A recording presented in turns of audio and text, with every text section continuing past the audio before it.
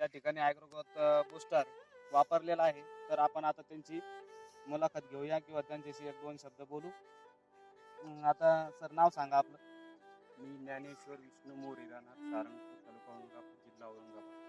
Sir आपण आता हे मूग या पिकावरती आपण ॲग्रोग्रोथ बुस्टर मारलेला आहे. तर तुम्ही याच्याबद्दल काय सांगू शकता आणि तुम्हाला कशा प्रकारे याचा रिझल्ट भेटलेला आहे आणि किती दिवसात भेटलेला आहे याची सविस्तर माहिती तुम्ही सांगा. 4 दिवस झाले याला मार.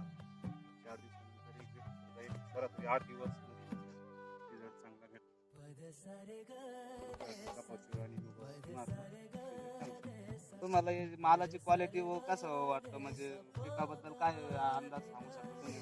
फरक वाटतो का नाही वाटत मारण्याच्या नंतर तुम्हाला कंपनीचं औषध?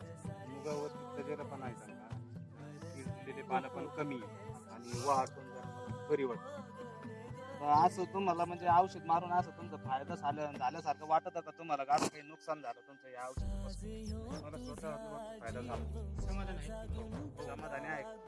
आणि कापूस पिकावरती तुम्ही ज्यावेळेस मारलं त्यावेळेस आणि आताच्या वेळेस 7 दिवसामध्ये तुम्हाला असं थोडासा फरक जाणवतोय का? अगोदरच्या कपाशीमध्ये काय फरक होता आणि आताच्या कपाशीत काय फरक हो, होता? आडगी चांगली.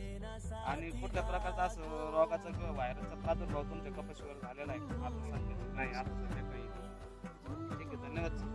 आणि तुम्ही शेतकऱ्यांसाठी काय सांगू शकता बा? इतर शेतकऱ्यांना तुमच्यापासून तुम्ही काय संदेश देऊ शकता किंवा त्यांना काय प्रोत्साहन करू शकता? सगळ्यांना हेच सांगू इच्छितो की सगळ्यांनी हे वापरा. तर आहे